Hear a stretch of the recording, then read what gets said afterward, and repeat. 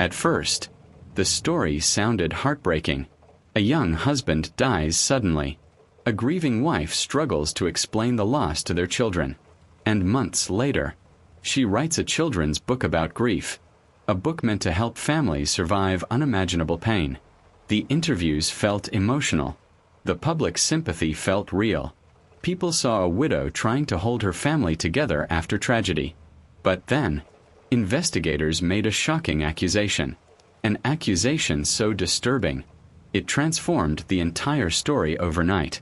Because according to prosecutors, the woman publicly grieving her husband's death may have been responsible for causing it. And suddenly, what once looked like a story about love and loss became one of the most unsettling true crime cases in America. Her name was Kouri Richins, and the deeper investigators looked into the death of her husband, Eric Richins. The darker the story became, before the headlines, before the allegations, before the courtroom drama, the Richins family appeared successful, comfortable, stable, living in Utah with their children and growing financial ambitions.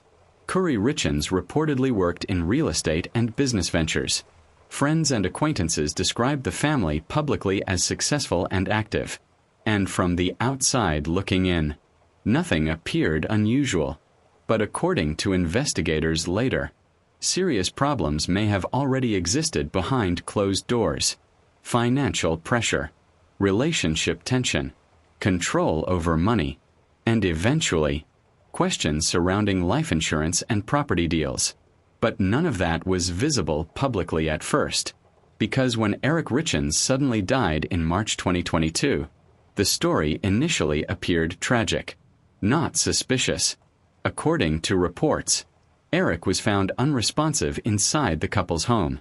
His death shocked family and friends, and initially, many people believed it was simply a devastating medical emergency, until toxicology results changed everything, because investigators would later claim Eric Richins died from a lethal dose of fentanyl.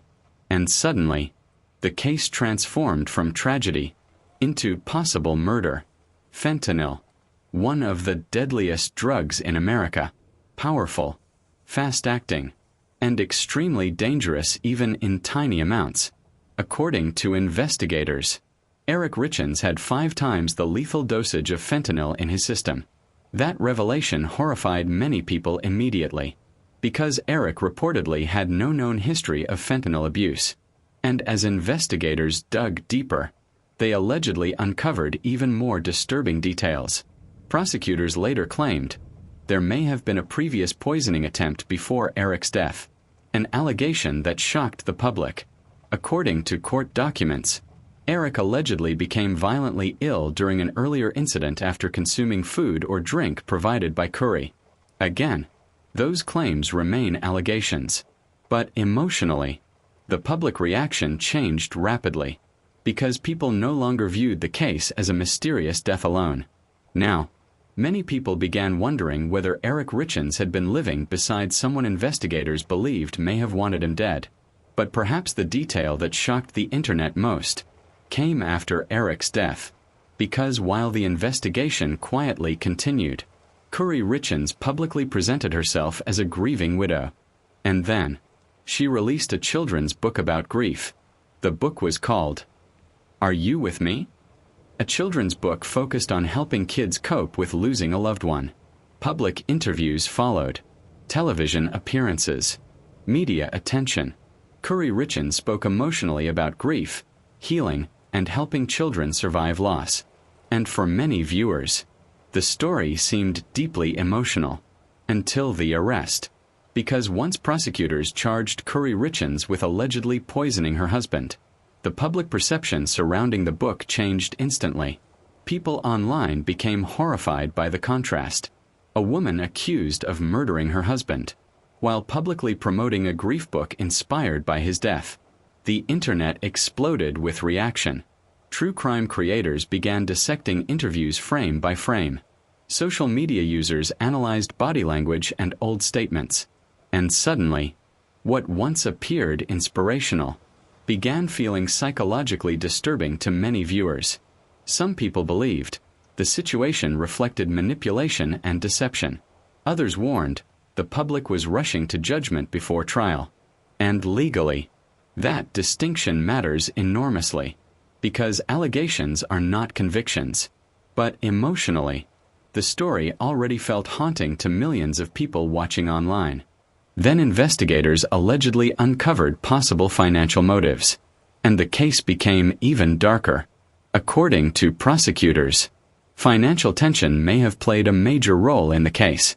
Reports emerged involving life insurance, property disputes, business pressure, and debt concerns. Investigators alleged Eric Richins had reportedly become concerned about financial decisions involving property and money. Some reports claimed Eric had even changed aspects of his financial protections before his death.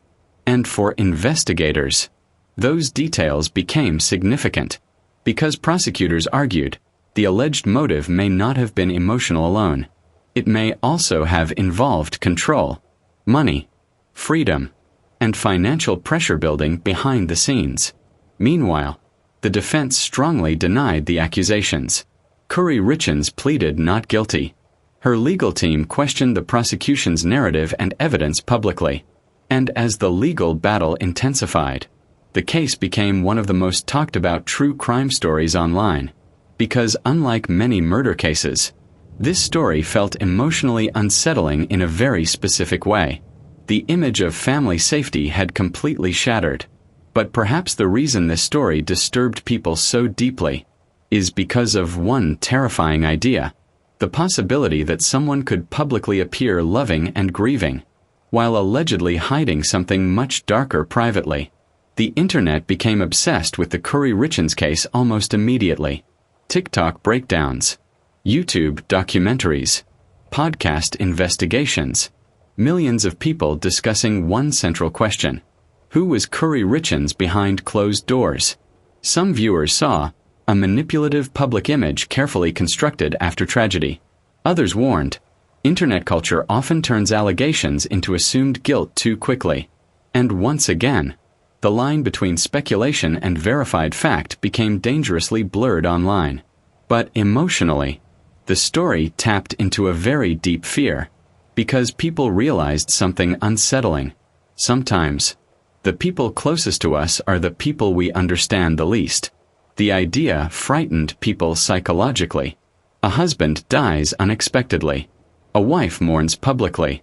A grief book gets published. And then, murder allegations emerge. It almost felt fictional. Except this story was real. And perhaps that's why audiences became so emotionally invested. Because the case forces people to question appearances, trust, marriage, public emotion, and whether grief itself can sometimes hide darker truths beneath the surface. Today, the legal case surrounding Kouri Richins continues unfolding. Questions remain. Arguments continue.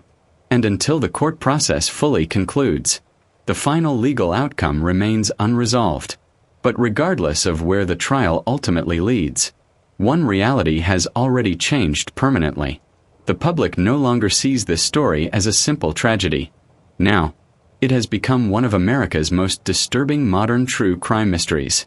Because perhaps the most haunting part of this case isn't only the poisoning allegations themselves, it's the emotional contradiction surrounding everything afterward. The interviews, the public grieving, the children's book, the image of healing, all existing beside accusations of unimaginable betrayal. Maybe prosecutors are right. Maybe the defense will expose weaknesses in the case. Only the courts will ultimately decide. But until then, the death of Eric Richins continues haunting true crime audiences across the country. Because sometimes, the most disturbing mysteries are the ones hiding behind ordinary family photographs. What do you think about the Kouri Richins case? Do you believe investigators uncovered the truth? Or do you think important questions still remain unanswered? Let me know in the comments. And subscribe for more true crime documentaries, unsolved mysteries, courtroom investigations, and cinematic storytelling. Because sometimes, the darkest stories begin inside the safest-looking homes.